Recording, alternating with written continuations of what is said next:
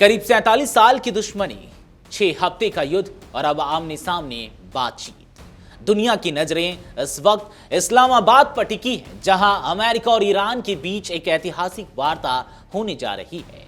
यह वही दो देश हैं जिनके रिश्ते 1979 की ईरानियन रेवोल्यूशन के बाद से लगातार तनाव और टकराव से भरे रहे हैं।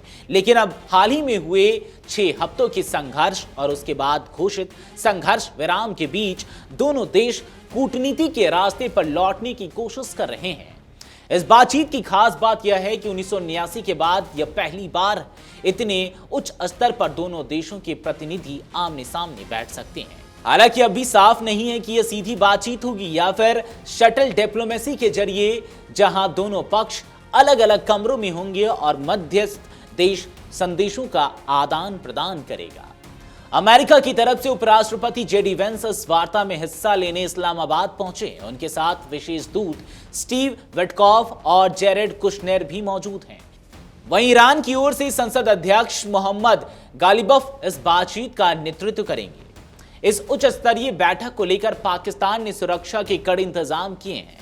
10,000 से ज्यादा सुरक्षा कर्मियों की तैनाती की गई है और राजधानी में रेड अलर्ट जारी है। पाकिस्तान के विदेश मंत्री इशाक डार ने बातचीत में शामिल प्रतिनिधियों के लिए वीजा ऑन अराइवल की सुविधा भी दी है, जिससे इस वार्ता के महत्व का अंदाजा लगाया जा सकता है। लेकिन सबसे बड़ा सवाल यही है कि इस बैठक से कोई ठोस नतीजा निकलेगा। अंतर्राष्ट्रीय मीडिया रिपोर्ट्स के मुताबिक इसकी संभावना काफी कम है। दरअसल अमेरिका और ईरान के बीच मूलभूत मतभेद अब भी जस के तस बने हुए हैं। अमेरिका की प्रमुख मांग है कि ईरान जीरो एनरिचमेंट यानी कि परमाणु संवर्धन पूरी तरह बंद करे। वहीं ईरान इसे अपनी संप्रभुता और आत्मनिर्णय के अधिकार पर सीधा हमला मानता है।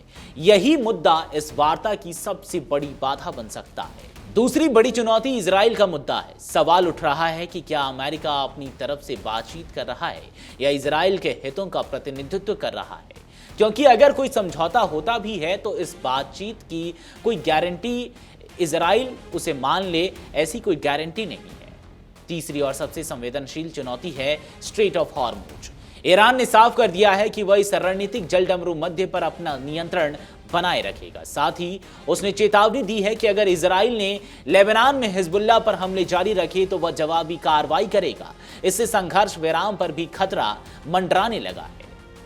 अगर इतिहास के पन्ने पलटे और उस पर नजर डाले तो 1979 से पहले अमेरिका और ईरान के रिश्ते बेहद करीबी थे, लेकिन इस्लामिक क्रांति के बाद दोनों देशों के बीच संवाद लगभग खत्म हो। हालांकि कुछ मौके ऐसे भी आए जब रिश्तों में नरमी दिखी। 2013 में तत्कालीन अमेरिकी राष्ट्रपति बराक ओबामा और ईरानी राष्ट्रपति हसन रूहानी के बीच फोन पर बातचीत हुई। इसके बाद 2015 में ऐतिहासिक परमाणु समझौता JCPOA हुआ, लेकिन 2018 में डोनाल्ड ट्रंप ने इस समझौते से अमेरिका को बाहर निकाल लिया, जिससे रिश्ते फिर बिगड़ गए।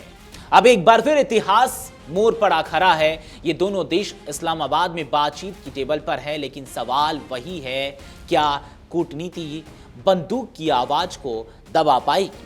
क्योंकि इस बार दाव सिर्फ दो देशों के रिश्तों का नहीं, बल्कि पूरे पश्चिम एशिया और वैश्विक शांति का है।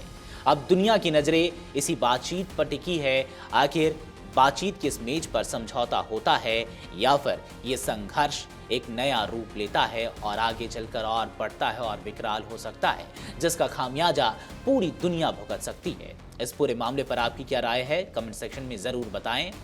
तो ये थी आज की तमाम जानकारियां, और ऐसे ही देश और दुनिया की तमाम बड़ी खबरों के लिए आप बने रहें अमर उजाला के साथ। अगर आप ये वीडियो YouTube पर देख रहे हैं तो हमारे चैनल को सब्सक्राइब कर बेल आइकन दबाएं, और Facebook पर देख रहे हैं तो हमारे पेज को लाइक करें।